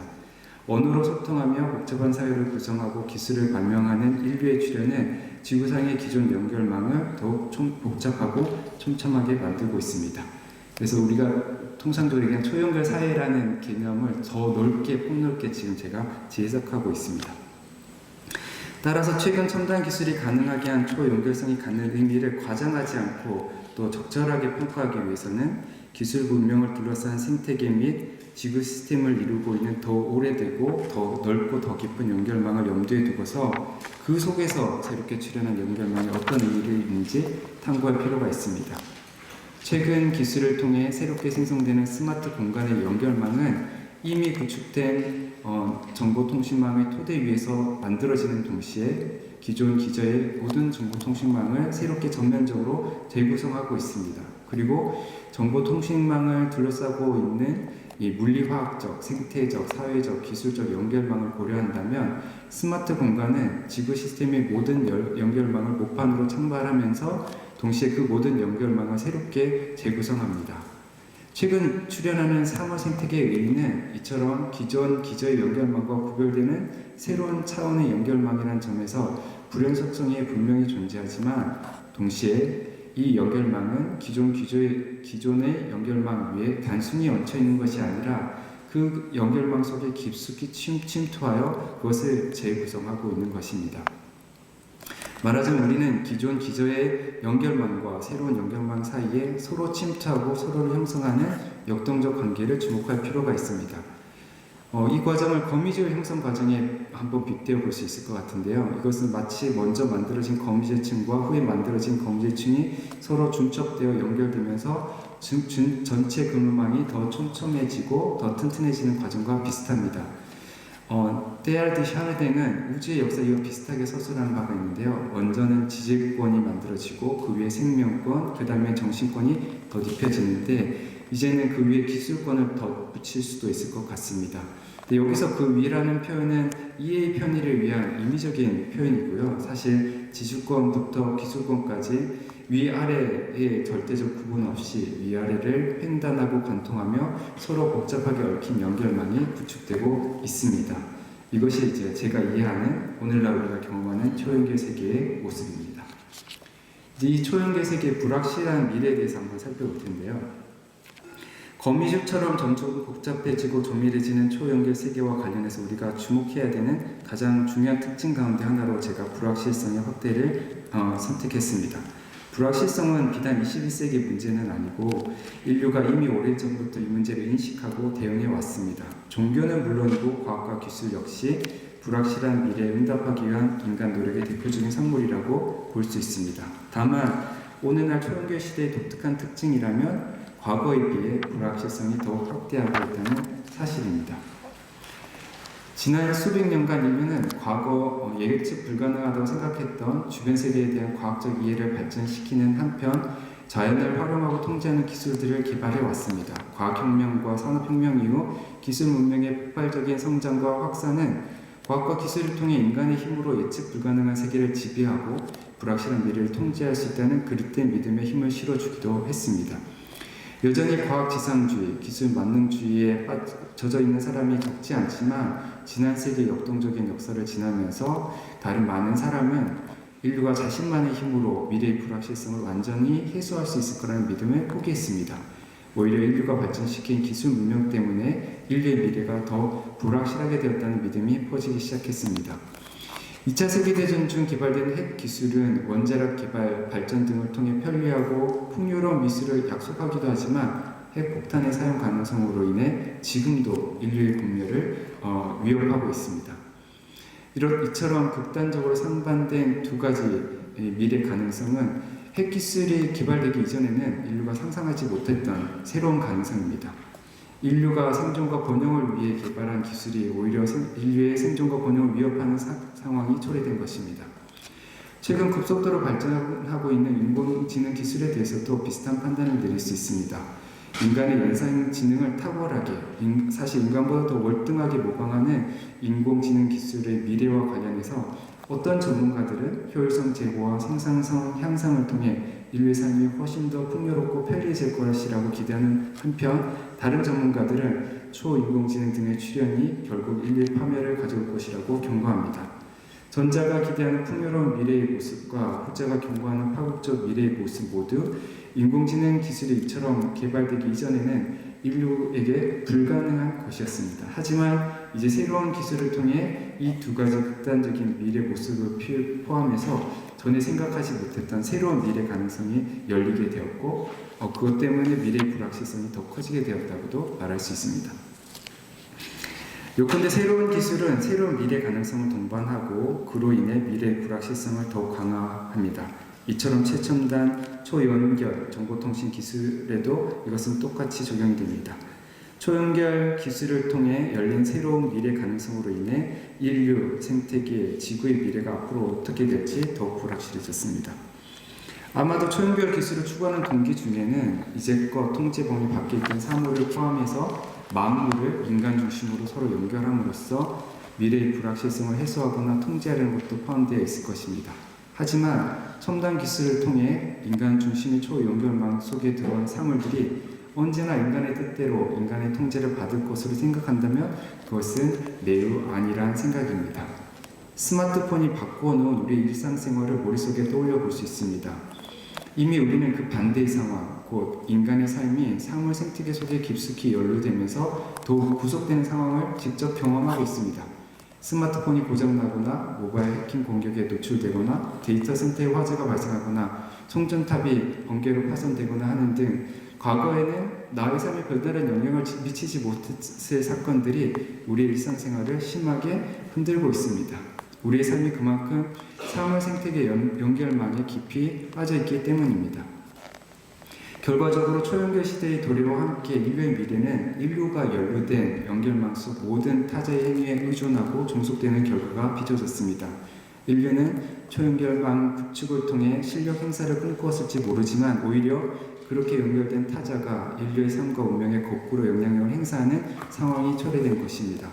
첨단 기술은 과거의 기술과 마찬가지로 미래의 가능성의 폭을 확대함으로써 불확실성을 증대시킬 뿐만 아니라 전에 없던 새로운 연결망 구축을 통해 인류의 삶과 새롭게 연결된 다양한 타자들의 행위가 인류의 운명을 좌우하는 중요한 변수로 등장하게 만들었습니다. 이와 관련해서 이제 체계적 위험이라는 개념을 소개하고 싶은데요. 이언 고딘과 나이라 타산이 제시한 체계적 위험 개념은 초연결 시대 불확실한 미래의 성격을 이해하는 데 도움을 줍니다. 미국에서 발생한 이 서프라임 모기지 사태가 우리나라를 포함해서 세계 많은 나라의 경제에 오랫동안 치명적인 영향을 미치게 된 것은 세계 금융시장이 서로 긴밀하게 연결되어 있었기 때문에 가능한 일입니다. 과거에는 지구의 한편에서 일어난 국지적인 사건으로 종료되었을 일이 이미 구축된 연결망을 통해 지구적인 사건으로 변모하게 된 것입니다. 최근에 공식적으로 정식이 선언된 코로나 사태 역시 초연결 시대 체계적 위험이 현실화된 한 대표적인 한 사례라고 볼 수 있습니다. 중국의 한 지역에서 아마도 최초에는 한 사람에게 발생한 일이 짧은 시간에 전 세계 모든 사람을 공포에 몰아넣는 일이 어떻게 가능할 수 있었을까요? 많은 사람이 밀집해서 사는 도시라는 공간은 상하, 수도, 전력망 등 수많은 인공적 연결망 덕분에 가능한 것이었습니다. 그곳에서 확산한 바이러스는 전 세계를 연결하는 교통, 항공망 덕분에 짧은 시간에 국경을 넘어 지구촌에 번져갔습니다. 동시에 바이러스의 확산은 거의 모든 나라의 산업, 경제, 사회, 문화 정치에 심대한 영향을 미쳤고요. 이 역시도 인류가 스스로 만들어 놓은 수많은 연결망 속에 깊숙이 연루되어 있었기 때문에 발생한 일입니다. 이처럼 코로나 사태는 인류가 연루된 연결망을 통해 국지적으로 발생한 작은 사건이 언제든지 전 지구적 사건으로 발생할 수 있는 가능성을 보여줍니다. 그뿐 아니라 코로나 사태를 통해서 우리는 인간 사회에서나 생태계 안에서 소위 힘 있는 행위자가 아니라 이제껏 미물로 취급받던 지극히 작은 행위자가 지구촌 전체의 심대한 변화를 촉발할 수 있다는 가능성에 주목하게 됩니다. 우리가 사는 세계의 초연결성으로 인해 새로운 바이러스의 출현뿐만 아니라 드론 무기 사용과 같이 세상에 관심을 받지 못하는 평범한 사람의 어쩌면 사소할 수도 있는 범죄 행위가 국제 질서에 막대한 파장을 불러일으킬 수도 있습니다. 또한 인터넷에 연결된 초고대 인공지능의 해킹이나 오작동 역시 지구촌 전체에 파국을 초래할 수도 있습니다. 말하자면 연결망이 조밀해지고 긴밀해진 만큼이나 연결망 속의 모든 관련자가 과거보다 더 큰 취약성에 더 자주 노출되고 있는 것입니다. 이제 비유로 한번 설명해 보겠습니다. 앞에서 제가 세계를 구성하는 다양한 층을 잇는 연결망의 복잡한 구조를 거미줄에 비유했는데요. 거미줄 비유는 초연결 세계의 불확실한 미래를 설명할 때도 도움이 될 수 있습니다. 거미가 거미줄을 넓게 만들기 시작할 때는 아직 거미줄이 견고하지 않아 떼어넣기가 쉽습니다. 하지만 가닥가닥 따로 손봐야 하는 번거로움이 있습니다.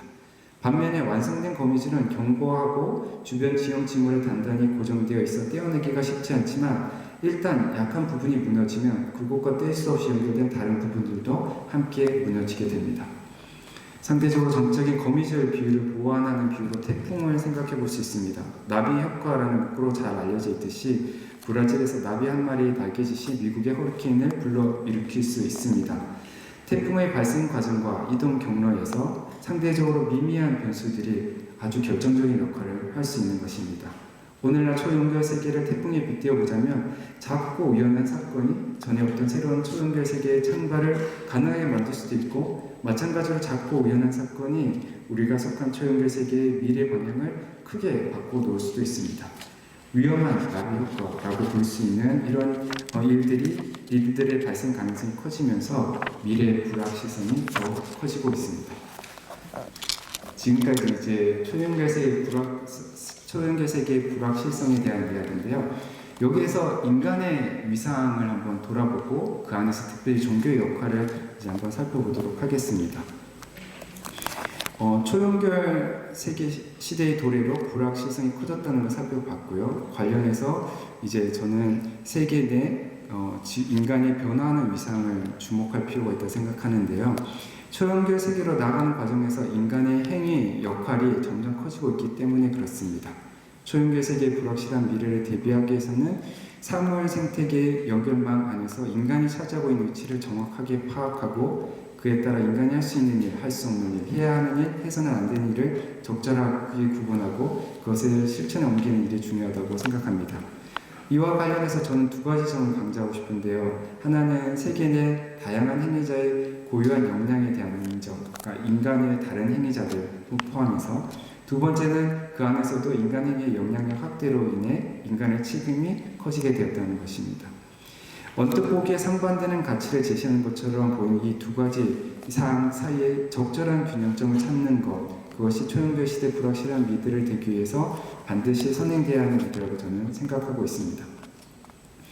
초연결 세계 내 인간의 변화된 위상을 정확하게 파악하는 일에 있어 중요한 점은 첨단 기술의 활용으로 인간을 포함한 세계 내 만물이 상호 침투하는 과정이 가속화하고 있다는 사실입니다.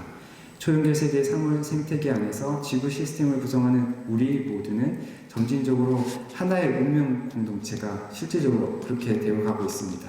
여기서 인류의 운명이 지구 시스템의 운영 및 그 시스템을 구성하는 다양한 타자의 운명과 얽혀있다는 사실을 주목할 필요가 있습니다. 초연결 세계에서 하나의 운명 공동체로 얽힌 우리는 단순히 인간 사회의 구성원들만 가리키지 않고 지구 시스템의 연결망에 참여하는 모든 행위자를 포함합니다. 인간과 비인간, 유기체와 비유기체, 자연과 문화, 인간과 동물, 인간과 기계를 구분하는 이분법적 사고는 여기에 큰 의미가 없어 보입니다. 오히려 인간이든 비인간이든 유기체든 비유기체든 자연이든 기계든 모든 행위자가 각기 고유한 시공간에서 각기 고유한 역량을 가지고 지구 시스템의 연결망에 참여하고 있다는 사실을 기억하는 것이 중요해 보입니다. 인간이든 비인간이든 모든 행위자는 연결망 참여를 통해 다른 행위자들의 운명 그리고 지구 시스템 전체의 운명에 고유한 방식으로 공헌하고 있기 때문입니다. 따라서 어느 누구도 어느 무엇도 모두가 함께 만들어가는 연결망의 운명을 독자적으로 결정할 수 없습니다. 인간도 그렇게 할 수 없습니다. 모든 행위자는 단순히 운명 공동체의 일원일 뿐 아니라 공동의 운명, 서로의 운명을 만드는 데 일정한 역할을 감당하고 있습니다. 이상의 맥락에서 세계 내 인간의 위상을 두 가지 명제로 한번 정리해보면 첫 번째는 인간의 운명은 지구 시스템을 구성하는 크고 작은 행위자, 다른 다양한 행위자가 함께 만들어가는 연결망의 운명과 연동되어 있습니다. 두 번째는 지구 시스템을 구성하는 행위자의 하나로서 인간은 고유한 역량을 갖고 지구 시스템의 연결망에 참여하고 있고 크고 작은 다양한 행위자, 타자의 운명에 영향을 미치고 있습니다. 그런데 이 두 명제는 매우 일반적인 진술로 인간이 아닌 다른 모든 행위자에게도 똑같이 적용될 수 있습니다. 여기서 우리가 고려해야 될 추가 사항이 하나 더 있는데 그것은 기술 문명을 통한 인간 역량의 괄목할 성장입니다. 산업화 이후 인간 활동이 지구 온난화의 근본 원인이라는 과학적인 입증은 지구 시스템 전반에 가시적인 영향을 미칠 정도로 인간 행위의 영향력이 커졌다는 사실을 보여주고 있습니다. 물론 이것을 두고 인간만이 가진 특별한 능력이라고 생각하면 곤란합니다. 25년 전에는 광합성 세균들이 산소를 대기 중에 뿜어내며 지구 대기 구성에 큰 변화를 가져왔기 때문입니다. 지구 온난화의 원인에 대한 진단과 마찬가지로 인류세라는 용어는 지나치게 인간 중심주의적이라는 비판에도 불구하고 지구 시스템 안에서 인간 행위의 정증한 역량을 적절하게 표현하고 있다고 저는 생각합니다. 인공지능을 포함한 첨단 정보통신 기술을 통해 인간은 더 많고 다양한 행위자와 자신을 연결하면서 지구 시스템의 연결망 속에 더 깊이 침투해 들어가고 있습니다. 이 과정에서 인간 행위는 첨단 기술을 활용해 기존 기저의 연결망을 근본적으로 재구조하거나 새롭게 구축하면서 지구 시스템 전반의 운영에 상당한 영향을 미치고 있습니다. 이것은 과거 역사에서는 결코 상상할 수도 없던 일입니다. 다른 한편 세계 내 인간이 점증하는 영향력을 반영하는 인류세 담론이 역설적이게도 인류의 무분별한 행위로 초래된 기후위기 시대에 확산하고 있다는 사실은 인류세에 대한 인간 중심주의적 해석에 경종을 울립니다. 지구온난화가 지구 시스템 전반에 대한 인간 행위에 점증하는 영향력을 단적으로 보여준다면 기후위기는 지구 시스템의 연결망에 참여하는 다양한 행위자 가운데 하나로서 인간이 가지는 근본적인 한계를 상징적으로 보여줍니다. 기후위기 앞에서 인간은 인간의 제한된 능력으로 파악할 수도 통제할 수도 없는 초객체를 마주하기 때문입니다. 기후위기에서 드러나는 초객체뿐 아니라 우리 장 속의 반려 미생물과 인공지능과 같은 인공물 또한 인간의 뜻대로만 움직이지 않습니다.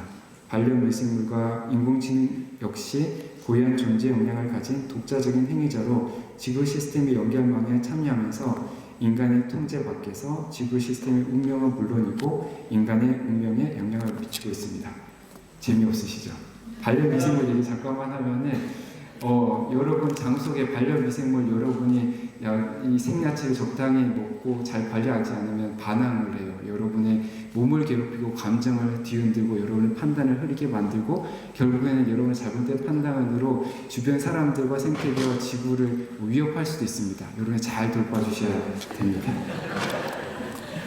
계속 읽겠습니다. 인간은 홀로 지구 시스템의 모든 연결망을 통제하거나 조절할 수 없으며 마치 오케스트라 연주에 참여하는 단원의 하나처럼 언제나 다양한 행위자와 상호작용하는 가운데 지구 시스템의 운명을 함께 만들어가고 있습니다.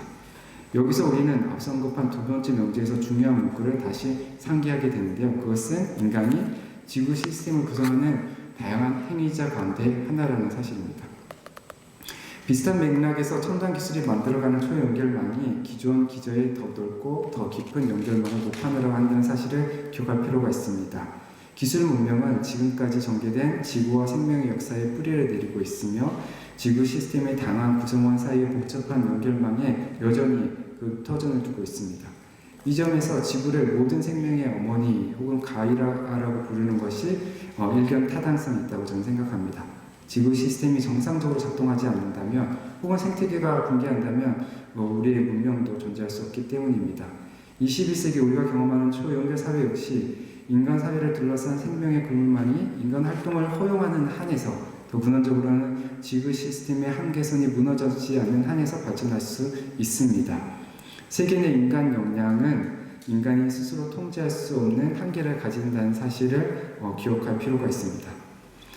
지금까지 얘기한 내용은 두 가지 중요한 함의가 있다고 생각하는데요. 첫 번째는 기술 문명의 발전과 함께 인간 역량이 괄목할 정도로 성장한 것은 사실이지만 인간이 자신의 역량을 발휘함으로써 어떤 결과를 초래될지 내다보는 성경식 지명까지 갖추지는 못했다는 사실입니다. 힘은 세졌는데 힘을 적절하게 사용할 지혜는 아직 부족해 보입니다. 그렇기 때문에 세계는 인간을 점증하는 영향력은 긴급하고 절실하게 인간의 책임 있는 판단과 행위를 요청하고 있습니다. 인간의 무책임한 행위는 지구 온난화와 같이 지구 시스템의 교란을 물론이고 대량 멸종과 같은 생태계의 파국을 초래하고 있기 때문입니다. 과학과 기술이 발달할수록 정치와 윤리에서 지혜로운 가치 판단이 더욱 절실하게 요청되는 이유도 바로 그 때문입니다.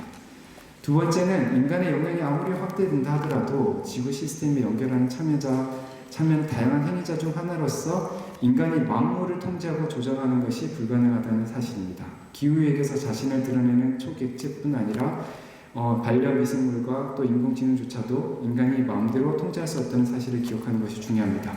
자연을 파악하고 통제할 수 있다는 근대의 이념은 더 이상 설득력이 없어 보입니다. 인간이 자신의 힘으로 초연결 시대의 미래의 불확실성을 해소할 길이 없다는 말입니다.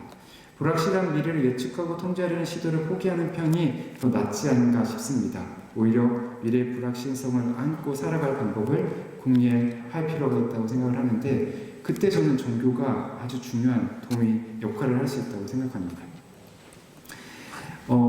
이 초연결 세계의 불확실한 미래와 관련해서 가진 이 함의와 관련해서 종교에 제가 주목하는 이유가 있는데요. 종교는 점증하는 인간의 힘을 어떻게 사용하는 문제와 관련해서 지혜를 제공해 줄 수도 있고 또 미래의 불확실성을 안고 가는 삶에 관해서 사실 오랫동안 숙고한 전통을 갖고 있기 때문에 그렇습니다.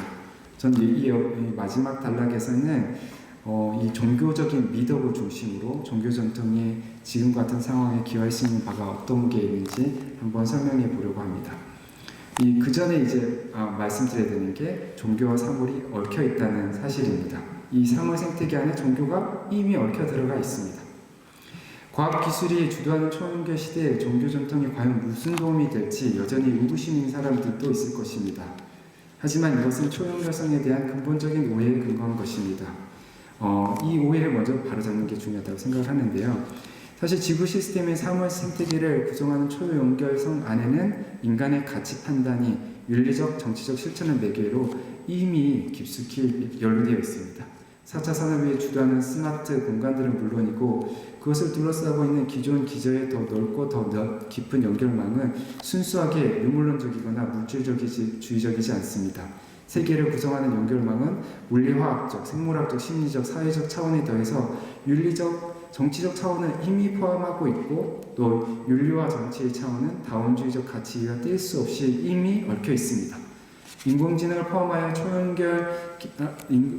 초연결 기술들은 결코 가치 중립적이지 않습니다. 그 기술들을 개발하는 사람들, 활용하는 사람들의 행위 배후에는 특정한 가치, 예를 들면 효율성이나 아니면 이제 생산성, 이윤 등의 동기가 자리 잡고 있습니다.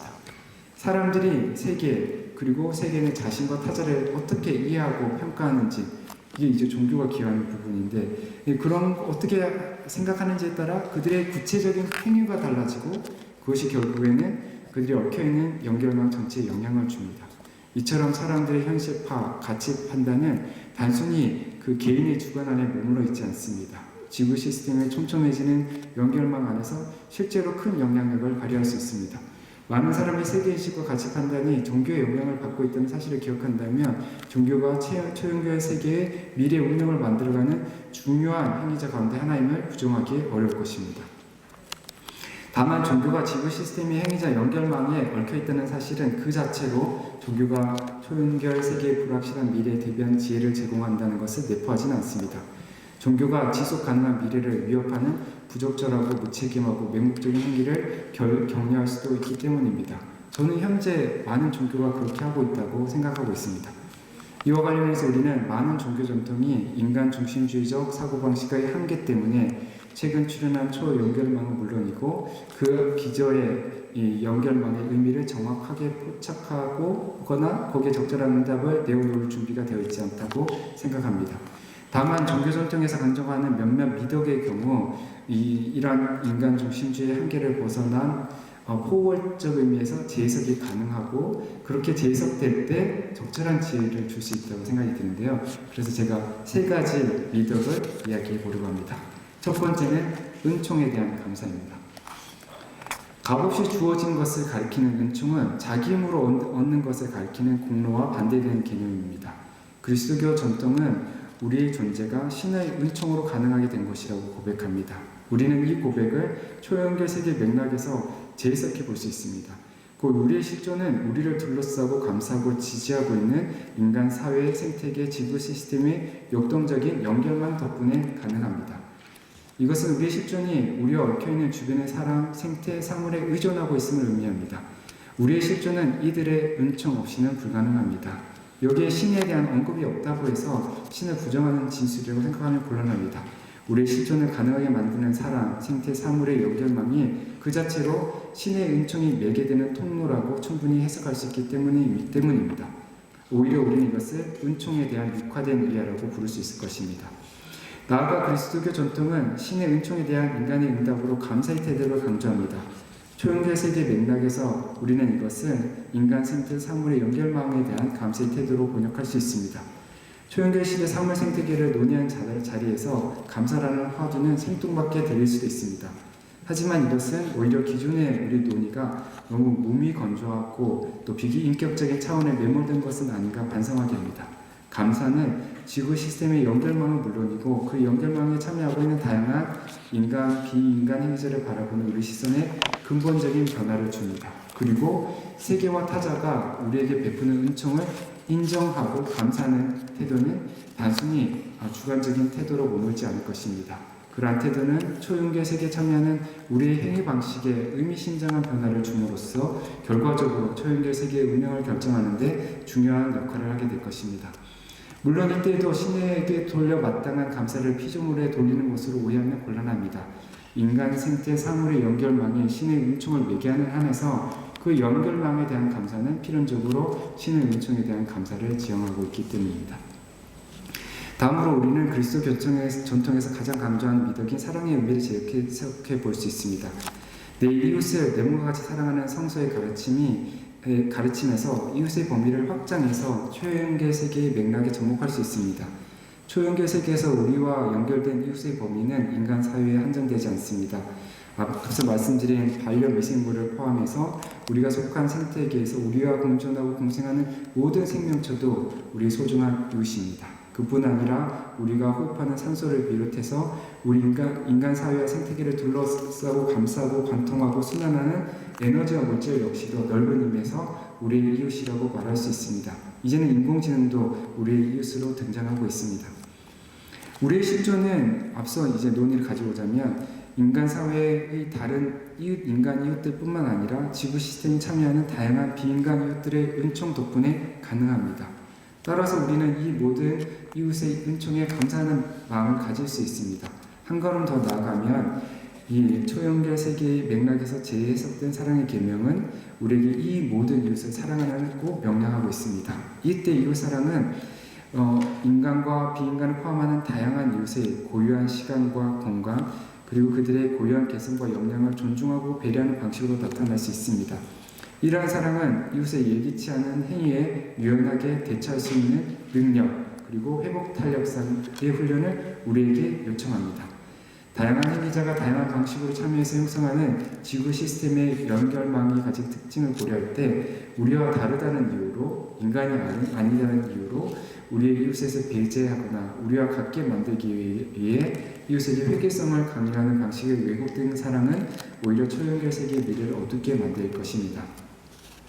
나아가서 우리 인간의 무분별한 탐욕과 무책임한 행위로 인해 많은 비인간 이웃이 신음하고 있는 기후위기와 생태계 위기의 현실을 고려할 때 이웃을 사랑하는 마음과 실천은 미래의 불확실성을 대비하는 가장 필요한 미덕이라고 할 수 있습니다.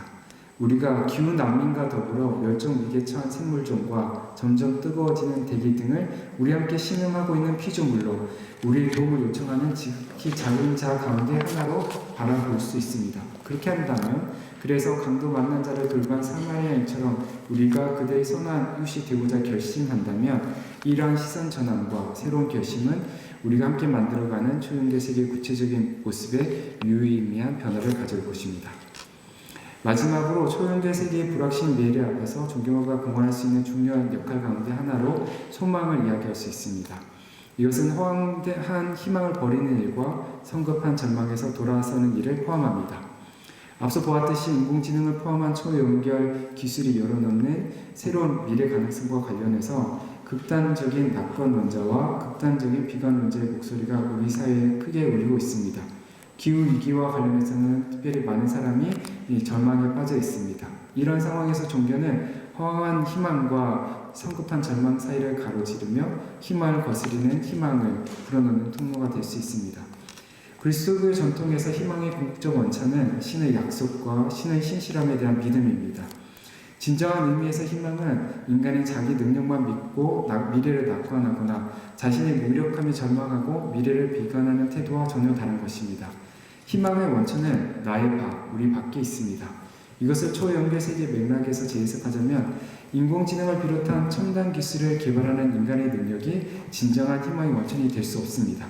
기후위기란 초객자 앞에서 인간이 느끼는 무력함이 성급한 절망의 이유도 될 수 없습니다. 우리의 실존이 우리를 둘러싼 연결망의 은총에 기대어 있듯이 우리의 미래도 그 연결망의 은총에 희망을 둘 수 있습니다. 물론 여기서 연결망의 은총은 신이 연결망을 통해 나누어주는 은총으로도 해석될 수 있습니다.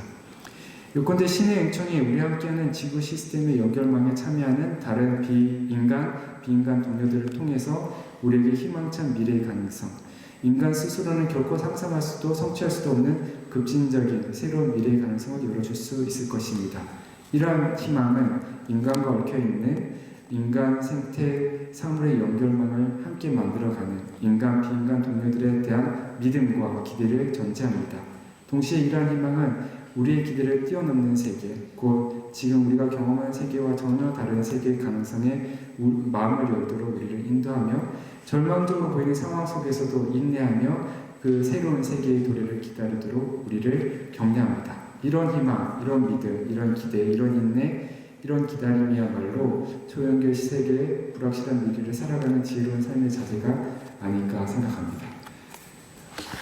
경청해 주셔서 너무 감사합니다. 이게 너무 어려운 강의였을 수도 있는데 후에 지름답 시간에 좀 더 논의를 이어갔으면 좋겠습니다. 감사합니다. 그럼 이것으로 제59회 연세신학 공개 강좌를 모두 마치도록 하겠습니다. 참석해 주셔서 감사합니다.